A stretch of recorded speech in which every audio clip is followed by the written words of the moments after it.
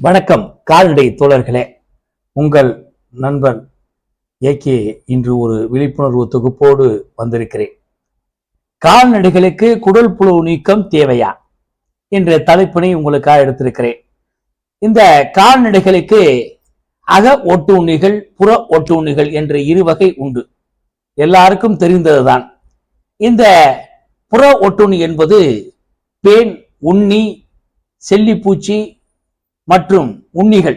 இதெல்லாம் புறம் உடல்ல தோல் இருக்கக்கூடிய ஒட்டு உண்ணிகளாகும். அக ஒட்டு உண்ணிகள் என்பது உடலுக்குள் இருக்கக்கூடிய ஒட்டுண்ணி. இந்த ஒட்டுண்ணிகள் ஒரு 3 வகைகளாக இன்று நாம் பிரிக்கின்றோம். ஒன்று தட்டைப்புழு, நாடாப்புழு, உருளைப்புழு என்ற அமைப்பிலே பிரிக்கிறோம். இப்ப இது பிறந்த கன்றானது சொல்லுவாங்க பழமொழி, இன்று கன்று நாளை பசு என்று சொல்வார்கள். இன்றைய கன்று நாளை பசு என்று சொல்வார்கள். இப்ப இந்த கன்றானது போட்டதிலிருந்து அதனுடைய வயிறானது பாத்தீங்க அப்படின்னா குழந்தையினுடைய வயிறை போலதான் அமைப்பு இருக்கும். இந்த அமைப்பானது முழுமை அடைவதற்கு 21 நாள் ஆகும். அது வரையும் அந்த தாய்ப்பாலுடைய சீம்பால் அதற்கு சக்தி வாய்ந்த பாலாக இருக்கும். இந்த பாலை ஒரு கன்று ஈன்றதுக்கு பிறகு ஒரு குறைந்தது அரை மணி நேரத்துக்குள் அந்த சீம்பாலை அந்த கன்றுகளுக்கு கொடுக்கப்பட வேண்டும். அப்பொழுதுதான் அந்த கன்றினுடைய வயிறில் உறிஞ்சும் குழல் அதிகமாக இருக்கும். அப்பொழுது அந்த பாலின் மூலமாக நன்மை தரக்கூடிய, எதிர்ப்பு சக்தி தரக்கூடிய வைட்டமின் சத்துகள் மற்றும் எதிர்ப்பு சக்திகள் உடைய நன்மை தரக்கூடிய நுண்ணுயிர்களை அந்த வயிற்றில் உள்ள உறிஞ்சி குழாய்கள் மூலமாக தன்னுடைய சத்துக்களை உறிந்து கொள்வதற்கு தன்மையாக இருக்கும். இவை 21 நாள் வரையும் அந்த வயிறானது முழுமையடைய வளர்ச்சி அடையும். அதற்கு பிறகு பாத்தீங்க அப்படின்னா 21 நாள்ல அதற்கு குடல் புழு நீக்கம் வழங்கப்பட வேண்டும். அடுத்து மாதம் 6 மாதம் வரையும் மாதம் ஒரு முறை சுழற்சி முறையில அந்த கன்றுகளுக்கு குடல் புழு நீக்கம் வழங்கப்பட வேண்டும்.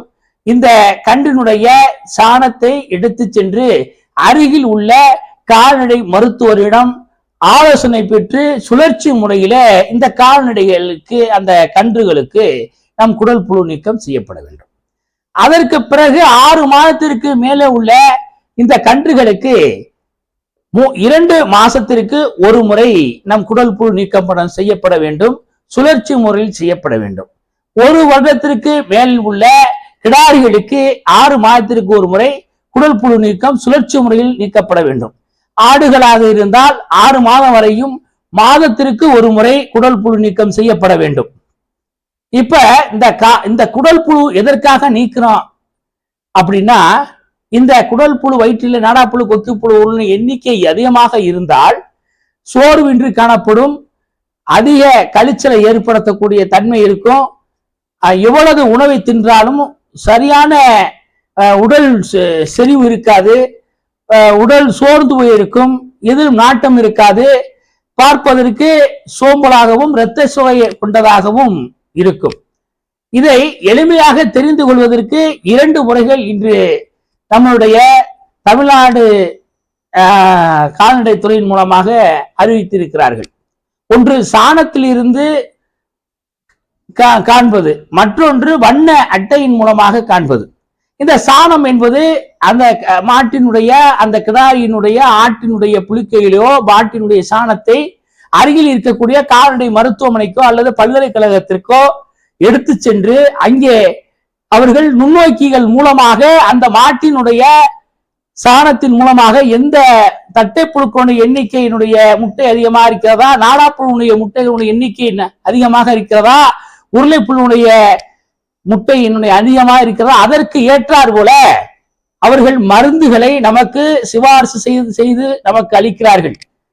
இது ஒரு முறையாகும். அடுத்ததாக தென் அமெரிக்காவிலே இன்று கண்டுபிடிக்கப்பட்டு தமிழகத்தினுடைய கால்நடை பல்கலைக்கழகத்தின் மூலமாக நமக்கு அறிமுகமாகிக் கொண்டிருக்கிறது வண்ண அட்டை முறையாகும். இந்த வண்ண அட்டை முறையானது பாத்தீங்க அப்படின்னா இளம் சிகப்பு, அடுத்த மெஜந்தா, ஆரஞ்சு, அந்த 3 வடிவத்திலே இருக்கிறது. 4வது வெளுப்பு, இந்த அடுத்து இளம் வெளுப்பு. இந்த நிறத்திலேயே இன்னைக்கு 5 வகையான நிறங்களுடைய அட்டையின் மூலமாக நமக்கு அளிக்கிறார்கள். கிராமத்திலே சொல்வார்கள், அகத்தின் அழகு முகத்திலே தெரியும் என்று சொல்வார்கள். ஒரு மனிதனுடைய ஆரோக்கியமாக இருக்கட்டும், ஒரு மாட்டினுடைய ஆரோக்கியமாக இருக்கட்டும், அதை பார்ப்பதற்கு கால்நடை மருத்துவர்கள் கண்ணைத்தான் முதலிலே பார்ப்பார்கள்.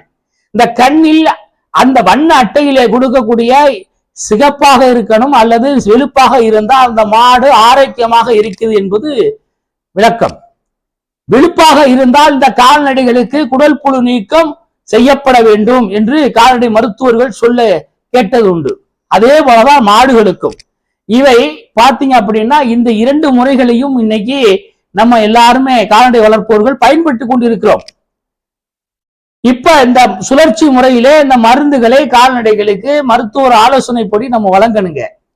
இப்ப இதுக்கு என்ன அப்படின்னா 2 வகையான முறைகளின் அடிப்படையிலே இப்ப இந்த புழுக்களான தட்டை புழு, உருளை புழு, கொக்கு புழு எல்லாம் பாத்தீங்கன்னா ஒவ்வொரு இடத்திலையும் தங்கி கொண்டிருக்கும். சில புழுக்கள் இதயத்திலே இருக்கலாம், சில புழுக்கள் கல்லீரல்ல இருக்கலாம், சில புழுக்கள் குடல்ல இருக்கலாம், சில புழுக்கள் கண்ணிலே இருக்கலாம். இப்ப இந்த புழுக்கள் ஒவ்வொரு இடத்திலுமே முதிர்ச்சி அடைந்து அதற்கு பிறகு அதனுடைய முட்டையாக சாணத்தின் வழியாக வெளியிடப்படும். வெளியிடும் பொழுது அதை கொண்டு போய FCRI என்ற முறையிலே அந்த கால்நடைகளிலே ஆராய்ச்சி செய்து முதலிலே அந்த குடற்புழு மருந்து கொடுப்பதற்கு முன்னால் இந்த FCRI என்கிற இந்த நுண்ணோக்கி முறையின் முறைப்படி அந்த மாட்டினுடைய சாணத்தையோ ஆட்டினுடைய புழுக்கையோ கொண்டாந்து இந்த விலங்கினுடைய இந்த கால்நடைகளுக்கு எந்த தட்டை புழுக்களுடைய தாக்கம் அதிகமாக இருக்கிறதா, நாடா புழுவின் தாக்கம் அதிகமாக இருக்கிறதா, உருளை புழுவினுடைய தாக்கம் அதிகமாக இருக்கிறதா என்ற எண்ணிக்கையின் அடிப்படையிலே அதற்கு சுழற்சி முறையிலே மருந்துகளை அளித்து அந்த கால்நடையை செல்வத்தை காத்து செய்கிறார்கள். இதெல்லாம் பார்த்தோம் அப்படின்னா நம்ம முறைப்படி இந்த முதிர்ந்த அந்த எக்கில் சாணத்தில் இருக்கும் பொழுது அந்த சாணமானது நம்ம இந்த முட்டை எங்கே பொறிக்கும் அப்படின்னா நீர்த்தரம் எங்கே இருக்குதோ அந்த இடத்துல தான் இருக்கும், அதனால உருவாக்க முடியும். இப்ப இது பாத்தீங்க அப்படின்னா ஈக்கள் மூலமாகவோ நத்தையின் மூலமாகவோ உண்ணியின் மூலமாகவோ அதே போல மூட்டைப்பூச்சிகள் மூலமாகவோ இது சற்கு கடத்தப்படுகிறது. பாத்தீங்க அப்படின்னா இப்ப சாதாரண நத்தைகள் அந்த முட்டையை உண்டால் அதனால அதை செரிக்க வைக்கிறதுக்கு அந்த நத்தைகள்ல பாத்தீங்க அப்படின்னா சரி அந்த திரவம் கிடையாது. ஏன்னா 2500 பல்லு கொண்ட ஒரே ஒரு இனம்னா நத்தை தான். நத்தைக்கு அவ்வளவு பல்லு இருக்கு. ஆனா அந்த பல்லுகள் இருந்தாலும் அது சாப்பிடக்கூடிய அந்த முட்டைகளினுடைய தன்மையை செரிக்க வைக்க முடியாது. இது என்ன செய்யுது அப்படின்னா இது நீர்நிலைகள்ல போய் கலக்குது. அதுல போய் பாத்தீங்கன்னா மெட்ரோ சர்க்கார் என்ற முறையிலே அந்த கிருமிகள் அந்த தண்ணியில இருக்கு.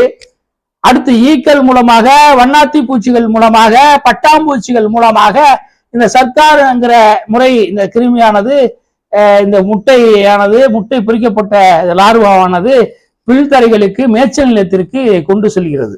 மறைமுகமாக கடத்தல் மூலமாக கொண்டு செல்கிறது. அந்த மேய்ச்சல் நிலத்தை நம்பி இருக்கக்கூடிய கால்நடைகள் காலை நேரங்களிலே மேய்ச்சலுக்கு போகும் பொழுது இது பெரும்பாலும் புல் நுனிகள்ல நல்லா பச்சைன்னு இருக்கக்கூடிய புல்லுல மேல பாத்தீங்கன்னா அந்த மெட்ரோ சர்க்காருங்கிற அந்த தீமை தரக்கூடிய குடல் புழு மேல இருக்கும். அப்ப அந்த நேரத்துல இந்த கால்நடைகள் மீண்டும் அதை போய் மேய்ஞ்சிச்சுன்னா மீண்டும் அந்த புழுவானது வயிற்றுக்குள் வர வாய்ப்பு இருக்கிறது. அதனாலதான் சொல்லுவாங்க மருத்துவர்கள் மற்றும் விவசாய ஆர்வலர்கள் சொல்லுவாங்க, வெயில் வந்ததுக்கு பிறகு கால்நடைகளை மேய்ச்சலுக்கு கொண்டு செல்லுங்கள் என்று சொல்லுவார்கள். இதன் மூலமாகவும் தடுக்கலாம். சில பகுதியில இந்த சாணத்தை பரிசோதனை செய்ய முடியாத இடங்களாக இருக்கும், வண்ண அட்டைகள் கிடைக்காத இடமாக இருக்கும். அவர்கள் தேவையில்லாமல் சில மருந்துகளை கொடுப்பதனால் அந்த எதிர்ப்பு திறன் சில நேரத்தில் ஆடுகளுக்கோ மாடுகளுக்கோ உற்பத்தி ஆகிவிடும். இதை தடுப்பதற்காக சுழற்சி முறையில 3 புழுக்களுக்கும் சமமான மருந்துகள் இன்று வந்து கொண்டிருக்கிறது. அதை அவர்கள் சீராக மருத்துவ ஆலோசனைப்படி எடைக்கு தகுந்தார் போல வயதுக்கு தகுந்தார் போல ஒவ்வொரு ஆடுகளுக்கோ அல்ல மாடுகளுக்கோ வழங்கப்பட வேண்டும். வழங்கினால் முடிந்த வரையும் கால்நடைகளை பேணி காத்து நல்ல எடையை உற்பத்தி செய்து கால்நடை பெருக்கத்தை வலுவோடு செய்து லாபகரமாக கொண்டு செல்லலாம்.